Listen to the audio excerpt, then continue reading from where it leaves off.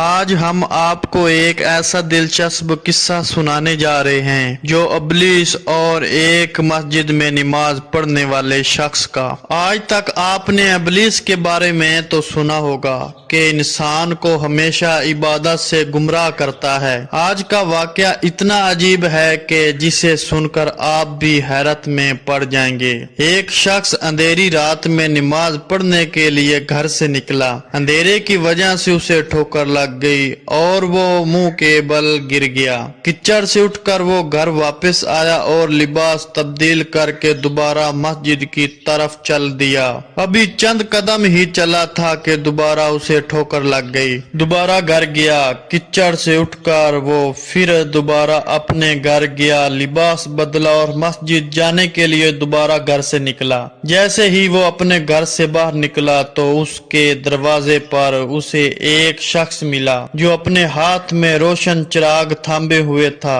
چراغ والا شخص چپ چاپ نمازی کے آگے آگے مسجد کی طرف چل دیا۔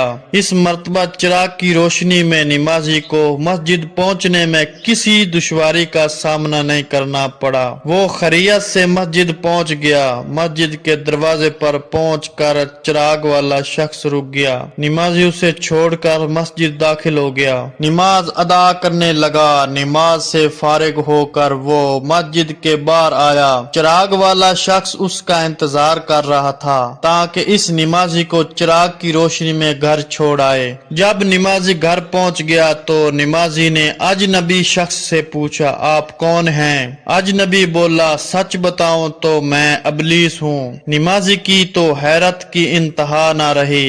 نمازی سوچنے لگا، اے ابلیس شیطان، کیسے مجھے مسجد تک چھوڑ سکتا ہے؟ اس کا کام تو لوگوں کو گمراہ کرنا ہے۔ تو شخص نے بڑی حیرت کے ساتھ ابلیس سے پوچھا، تجھے تو میری نماز رہ جانے پہ خوشی ہونی چاہیے تھی، تو پھر تم چراغ کی روشنی میں مجھے مسجد تک کیوں لے گئے؟ ابلیس نے جواب دیا، جسے سن کر وہ شخص بھی حیران رہ گیا اور آپ سب بھی حیرت میں پڑ جائیں گے۔ ابلیس نے جواب دیا کہ جب تمہیں پہلی ٹھوکر لگی تو اللہ تعالیٰ نے تیرے سارے گناہ معاف فرما دیے۔ سبحان اللہ۔ جب تجھے دوسری ٹھوکر لگی تو اللہ تعالیٰ نے تیرے پورے خاندان کو بخش دیا، تو اللہ تعالیٰ تیرے سارے گاؤں کی مغفرت نہ فرما دے۔ اس لیے چراغ لے کر آیا ہوں کہ تم بغیر گرے مسجد تک پہنچ جاؤ۔ اس شخص نے جیسے ہی یہ بات سنی، اس نے اللہ تعالیٰ کی بارگاہ میں اپنا سر جھکا کر